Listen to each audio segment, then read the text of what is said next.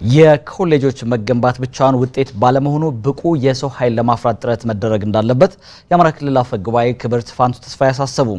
በደቡብ ወሎ ዞን የኩታበር ወረዳ በ40 ሚሊዮን ብር ያስገነባውን የቴክኒክና ሙያ ኮሌጅ አስመርቋል። ደጀን አምባቸው የኩታበር ወረዳ 40 ሚሊዮን ብር በጀት በመመደብ የቴክኒክና ሙያ ኮሌጅ አስገንብቶ አስመርቋል። የወረዳው አስተዳዳሪ አቶ ጀማል ይመር እንደገለጹት በወረዳው በጀት 5 ብሎኮች ተገንብተው ለመማር ማስተማር ዝግጁ መሆናቸውን ጠቅሰው ቀሪ 5 ብሎኮች የክልሉ ድርሻ በመሆናቸው የክልሉ መንግስት ኃላፊነቱን እንዲወጣ ጠይቀዋል። በጦርነትም ልማትንም እየመራን በአመት 1 ብሎክ በመገንባት የክልሉ ድርሻ ሳይጨምር 5 ብሎክ ገንብታ ጨርሳለች ኩታበር።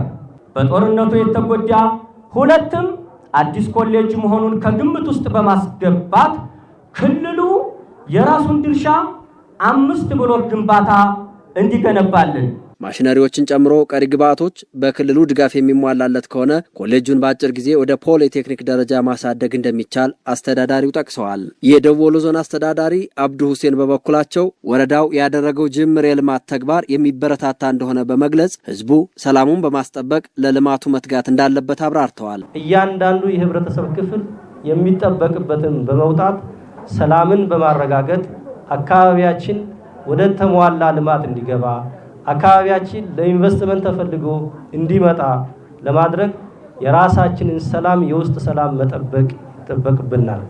ከዚህ አኳያ በእምነት በጎጥ ከመናቆር እና ከመከፋፈል ተቧድነን ከመናከስ ኃይላችንን አስተባብረን ወደ ልማት መሰማራትና ልማትን መከወን የምንችልበትን አደረጃጀት እያጠናከርን መሄድ ተገቢና አስፈላጊ ነው። በወረዳዋ ከሙያና ቴክኒክ ኮሌጅ ባለፈ ሌሎች የኢንቨስትመንት አማራጮች የተጎበኙ ሲሆን ወረዳው ውስጥ ህገወጥ የመሬት ወረራን ለመከላከል ጥረት እየተደረገ ያለ ቢሆንም በህገወጥ መንገድ እየተገነቡ ያሉ ቤቶችን ተከታትሎ እርምጃ መውሰድ መቀጠል አለበት ብለዋል። በመርሃ ግብሩ የአማራ ክልል ምክር ቤት አፈ ጉባኤ ፋንቱ ተስፋዬ የተገኙ ሲሆን የኮሌጁ መገንባት መሰረት ቢሆንም ውጤቱ ብቁ የሰው ኃይል ማፍራት እስከሆነ ድረስ ለዚሁ ሁሉም ርብርብ እንዲያደርግ ጥሪ አስተላልፈዋል።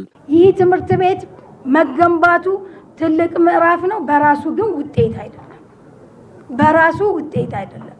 ውጤት ወደ ውጤት መቀየር ያስፈልጋል። ወደ ውጤት ለመቀየር መንግስት ማሟላት የሚገባውን በተገቢው ማሟላት አለበት። የአካባቢው ማህበረሰብ ደግሞ በተገቢው ክትትል አድርጎ ልጆቻችንን አስተምረን ለጀመርነው የኢንዱስትሪ ግብአት የሰው ኃይል ማምረት ሲጀምር ስለሆነ ውጤቱን የምንለካው መሰረተ ልማት መስፋፋቱ እንደ አንድ ትልቅ ጅምር ወስደን ነገር ግን ደግሞ ወደ ውጤት የመቀየሩን ስራ ያሉ ጉድለቶች ቀላል የሚባሉ አይደሉም። የአካባቢው ነዋሪዎች ሳይቸገሩ በቅርበት ዕውቀት እንደሚያገኙ ተስፋ በማድረግ እንደ ህዝብ የሚጠበቅባቸውን ለመወጣት ዝግጁ መሆናቸውን ገልጸዋል። ለቀጣይም አሁንም የህብረተሰቡ ድጋፍ አይለየውም ብዬ አስባለሁ። ለምን እዚህ ለተማሪዎቹ እዚህ መጥተው በመማራቸው ወላጅ ትልቅ ነገር ስለሚቀንስለት አሁንም ቢሆን ህብረተሰቡ በጣም ተነሳሽነት አለው። እዚህ ቦታ ላይ እንደምታዩት ከ11.2 ሄክታር በላይ ያለምንም ካሳ ህብረተሰቡ ለልጆቼ የማይሆን ነገር ምን አለ ብሎ በማሰብ ይሄንን ያለምንም ካሳ የሰጠበትና ህብረተሰቡና ወረዳው መንግስት ካለው በጀት ደግሞ በጅቶ ይሄን ያያችሁትን ኮሌጅ የገነባበት ሁኔታ ነው ያለው። ይሄ በመገንባቱ ደግሞ መላው የከተማችንና የወረዳችን ህዝብ በጣም ትልቅ ደስታ አለው። በዕለቱ የተለያዩ የኢንቨስትመንት አማራጮችና ወደ ስራ የገቡ ፋብሪካዎች ተጎብኝተዋል።